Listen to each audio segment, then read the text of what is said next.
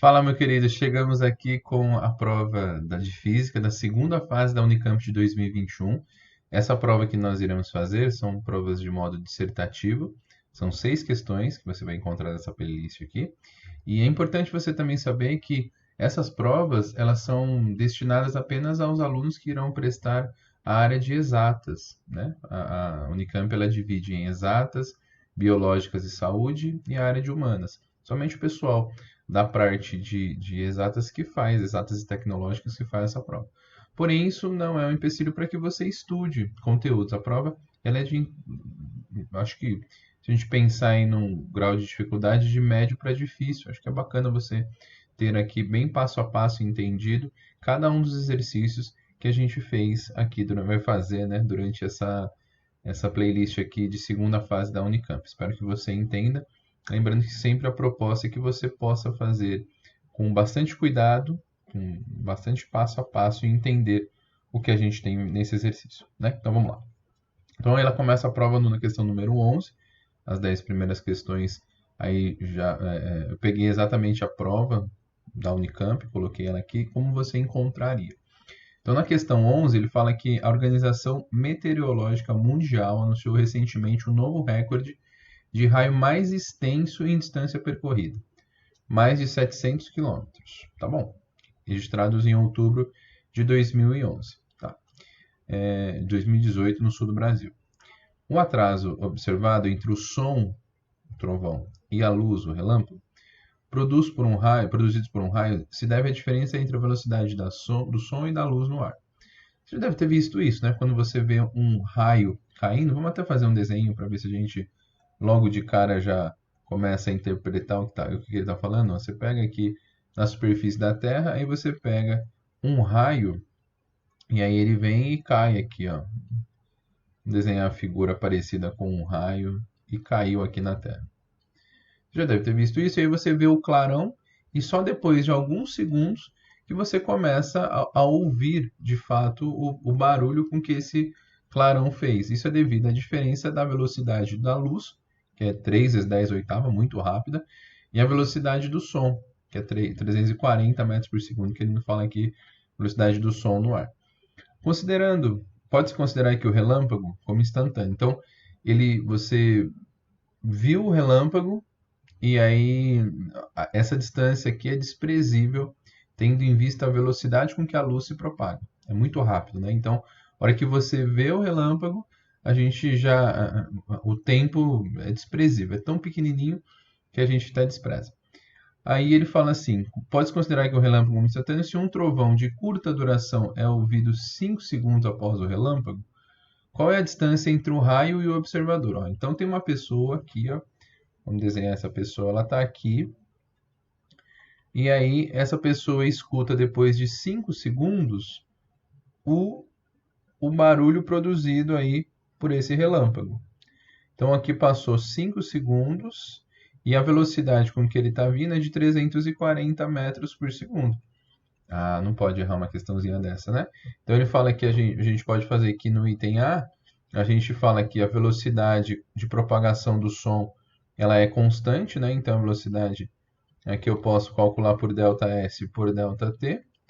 Se a velocidade aqui de propagação é de 340 e o ΔS eu quero descobrir o deslocamento aí do som, né, sobre o tempo gasto de 5 segundos, multiplica em cruz, eu vou descobrir que esse ΔS é de 1.700 metros.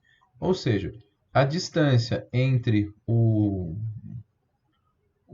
trovão, aliás, o relâmpago, né, onde caiu o raio, até a pessoa, como eu sei que são 340 metros por segundo em 5 segundos, essa distância vai ser de 1.700 metros. Tranquilo. Era isso que ele perguntava? Sim, era. Se um trovão é ouvido após 5 segundos, após o relâmpago, qual a distância? A distância é de 1.700. Acabou. Prontinho. Aí ele fala o seguinte: considera agora que certo raio ocorre entre duas nuvens separadas por uma distância de 9 quilômetros. Ah, então vamos desenhar aqui agora uma outra situação. Ó. Vamos desenhar uma nuvenzinha aqui. Não vamos usar um padrão, tá? De distância, porque aqui você vai ver que é 1.700. E esses 9 quilômetros são menor do que esses 1.700 quilômetros entre eles. Mas aqui é só para a gente ter uma ideia do que vai acontecer. A diferença de potencial entre essas nuvens é de, vamos até marcar isso, ó, diferença de potencial, 6 vezes 10 a 7. E a corrente, durante a descarga, é de 8 vezes 10 a quinta. Olha aqui, ó. Quando ele me dá DDP e corrente, a gente vai lembrar da lei de Ohm, né? Ou então até poderíamos lembrar da potência, né? O PUI. Então, vamos ver o que ele vai falar. A resistência elétrica, estou falando de resistência, então provavelmente a gente vai usar a lei de Ohm. Você que não lembra da lei de Ohm, né? Vamos marcar ela aqui embaixo, ó. Vamos relembrar da lei de Ohm, que é o URI, é a primeira lei de Ohm, né? E a segunda lei de Ohm, que é a da rola, L sobre A. As duas leis que a gente trabalha quando fala de leis de Ohm, né? Então, tanto o RI quanto o rola servem para a gente trabalhar aí na parte de resistências. Tá bom. Então, a resistência elétrica do canal ionizado da atmosfera que conduz a corrente do raio é diretamente proporcional à resistividade elétrica do canal, ao seu comprimento e inversamente proporcional à sua área de secção de reta A. Ah, que lindo aqui. Ele só nos disse a relação da segunda lei de Ohm, mas eu já sei, eu estou estudando para o vestibular e eu já sei que isso aqui, o ρ, né, a resistividade é proporcional à resistência, ela também é proporcional ao comprimento e inversamente proporcional à área. Ele quis te dar uma dica e falar assim, olha, você não lembra da fórmula da segunda lei de Ohm? Eu vou te dar a dica aqui, é isso que ele quis dizer aqui. E aí, sendo A 3 centímetros quadrados, qual a resistividade elétrica desse canal? Então, eu quero descobrir esse rapaz aqui, ó, esse termo aqui, o ρ. Vamos atrás dele, né? Ele não nos deu aqui tudo de mão beijada. Então, basicamente, o que ele nos está dizendo é que ele criou aqui um raio, aparentemente algo que tem uma área aqui dada como 3 centímetros quadrados, e o comprimento de 9 quilômetros. E entre eles eu tenho uma DDP de 6 vezes 10 a sétima e uma corrente de 8 vezes 10 a quinta. Bom, vamos começar a resolver então. Ó. No item B, eu acho que para a gente chegar nesse ρ, que é a nossa pergunta, a gente precisa de 3 informações. O R, o L e o A. No enunciado, ele nos deu o L, que é o comprimento, que é de 9 quilômetros. Ele nos deu a área, que é de 3 centímetros quadrados, mas ele não nos deu o R.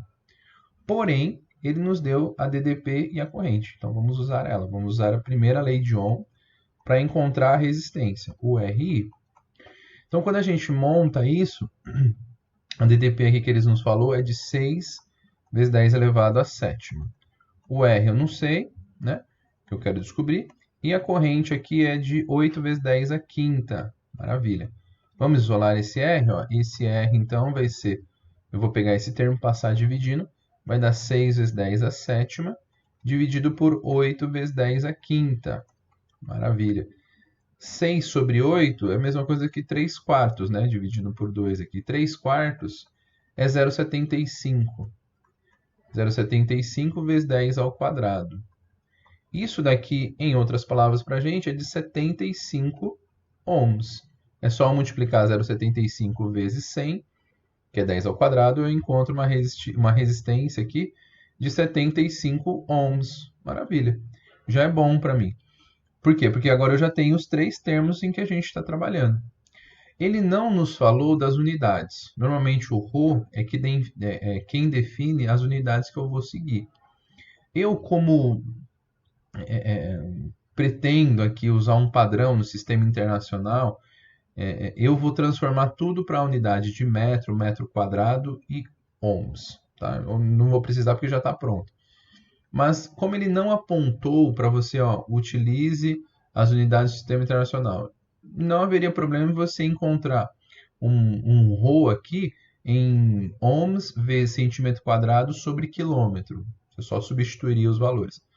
Mas, como a gente está fazendo aqui uma aula, uma matéria bem pedagógica, bem passo a passo, eu vou fazer aqui as transformações para deixar tudo muito bem claro para você. Tá? Então, antes da gente continuar aqui, eu vou ter que passar para as unidades adequadas. Vamos fazer isso? Ó. Então, primeiro, eu vou transformar tudo para metros. A primeira coisa que eu vou fazer é falar, olha, o meu comprimento aqui, ele vai ser dado em metros. Então, 9 quilômetros, acho que você já sabe isso, né? Dá 9.000 metros. 9 vezes 10, ou 9 vezes 10 a terceira. Vamos usar esse padrão aqui, 9 vezes 10 a terceira metros. Tá bom. Então, o meu L, eu já estou na unidade que eu acho que é correto, que é a unidade do sistema internacional. A minha área, bom, a minha área eu vou ter que passar para metro quadrado. E aí, vale a pena a lembrança aqui, ó. Se 1 metro, você lembra que é a mesma coisa que 100 centímetros. Se 1 metro é 100 centímetros, se eu elevar os dois lados ao quadrado, tudo ao quadrado, né? Eu vou dizer que 1 metro quadrado é equivalente a 10.000 centímetros quadrados.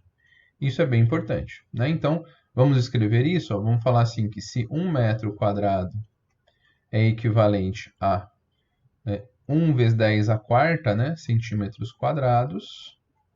Quando eu falo de 3 centímetros quadrados, eu encontro aqui x. Multiplicando em cruz, você vai descobrir que esse x vai ser 3 dividido por 10 a quarta, ou seja, 3 vezes 10 a menos 4 centímetros quadrados. Pronto. Quando eu faço isso, eu já descubro tudo... Não, aqui eu falei centímetros quadrados, né? Mas entenda onde eu falei centímetros quadrados, entenda como metro quadrado, né? Que a gente está fazendo justamente essa transformação para não ter esse problema. Então, ó, deixa eu apagar aqui para não ter problemas. Metro quadrado, né? Eu fiz exatamente para encontrar em metro quadrado. Maravilha. Então, aqui eu já estou com o valor opa, que menorzinho. Metro quadrado. Pronto. Então, eu estou com as unidades aqui já tinindo, ó. Metro quadrado, metro, e aqui os nossos dados já prontos. Agora, a gente vai precisar chegar aí no valor da resistividade. Vamos usar a fórmula, ó. Então, vamos continuando aqui, usando a equação, a segunda lei. Então, ρ vezes L sobre A. E vamos substituir, ó. O valor da resistência, a gente encontrou 75. Não é? O valor do ρ, a gente encontrou aqui, que a gente não encontrou, né? A gente vai encontrar ele já já. E o valor de L é 9 vezes 10 a terceira. E o valor da área, aqui, é de 3 vezes 10 a menos 4. Muito bem. Você pode cortar aqui, ó. Isso vai dar 3, né? Então, 75 é igual a ρ vezes aí 3 vezes 10 elevado à sétima. Vou colocar mais pertinho. 3 vezes 10 elevado à sétima. Muito bem.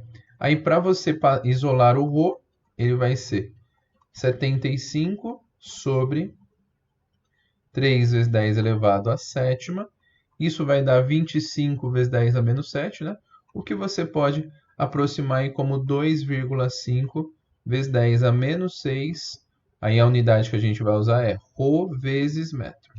Essa é a unidade padrão aí que nós usamos para resistividade. Então, esse é o valor que a gente estava procurando aí para a resistividade desse canal, né, que foi criado entre essas duas nuvens. E aí, volto a te dizer, se você quisesse de repente colocar a unidade aqui em centímetro quadrado, ρ vezes centímetro quadrado sobre quilômetro e usar esses valores, aparentemente não haveria problema, porque ele não pediu o sistema internacional. Porém, como a gente está fazendo aqui bem passo a passo, a gente deixou nas unidades do sistema internacional como metro, e aí então, perfeito, continuamos aqui. Beleza? Primeira questãozinha, que abordava tanto questões de velocidade média também, quanto questões aí sobre a segunda e a primeira leis de Ohm. Ok? Espero que você tenha entendido.